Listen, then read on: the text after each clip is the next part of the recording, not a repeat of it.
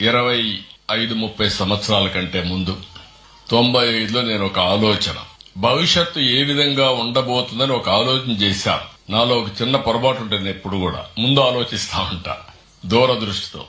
ఆ రోజు నేను విజన్ 2020 తయారు చేశా సమైక్య ఆంధ్రప్రదేశ్ కి.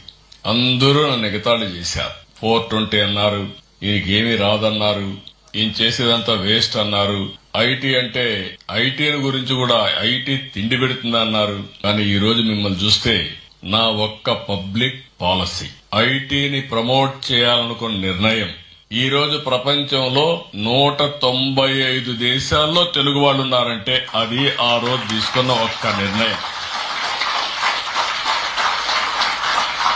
ఇలాంటి అనేక నిర్ణయాలు చేశాం.